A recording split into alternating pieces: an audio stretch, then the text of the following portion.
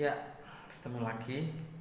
Eh, di awal chapter ini saya ingin bercerita, ingin menyampaikan tentang konsep dari cyberpreneur atau entrepreneurship di dunia cyber, di dunia digital. Nah, cyberpreneur ini pada dasarnya lebih simple prosesnya, lebih simple praktisnya daripada eh, melakukan dunia usaha konvensional seperti umumnya, atau melakukan jenis usaha dengan paradigma lama gitu ya. Paradigma baru ini memang muncul setelah booming.com ya. Booming.com ini saya segala hal itu online gitu. Nah, tapi sebelum membahas itu saya ingin mencoba untuk menggali lagi lebih lebih sedikit ke belakang gitu ya, bahwa awalnya perubahan yang terjadi ini karena adanya sinkronisitas informasi menurut saya. Jadi informasi itu dulu hanya bisa didapatkan dari media-media yang sangat terbatas, dari radio, televisi, yang pada zamannya itu sangat mahal. Jadi biaya untuk mendapatkan informasi itu lebih mahal. Ya, bisa diingat, biaya untuk mendapatkan informasi. Nah, saat ini di mana era internet sekarang sudah menjamur di mana-mana dan menjadi satu budaya hidup yang baru, lifestyle yang baru. Informasi itu seolah tidak memiliki nilai, tidak memiliki harga secara finance karena kita bisa mendapatkan dari mana saja. Kita bisa mendapatkan dari mana saja.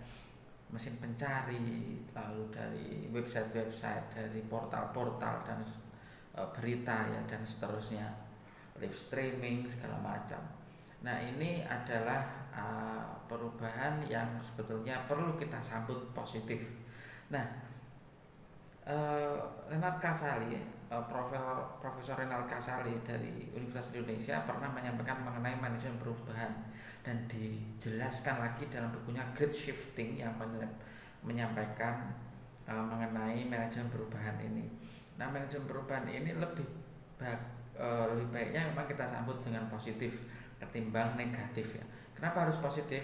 Agar kita bisa melihat peluang-peluang di sana, agar kita bisa melihat seberapa berdayakah, seberapa hebatkah internet ini bisa kita manfaatkan untuk kebaikan bisnis dan usaha kita. Nah, kembali ke cyberpreneur. Cyberpreneur ini memang unik dan menarik. Kenapa? Karena kita tidak perlu mengeluarkan banyak duit ya untuk itu. Misalnya kita dulu mungkin memasang iklan di koran itu mahal, atau memasang iklan di majalah gitu ya, itu mahal sekali, itu bisa jutaan. Nah, sekarang kita memasang iklan secara digital di Facebook paling cukup 20 sampai 30 ribu per hari itu sudah bisa.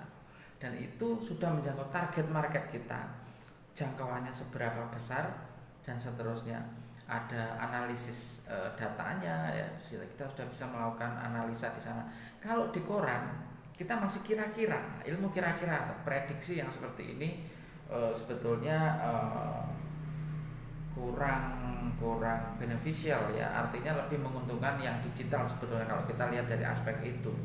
Tapi mungkin aspek keterbacaan beda lagi ya, kita akan membahas itu karena itu sifatnya dengan literasi dan copywriting ya, nanti kita akan bahas itu.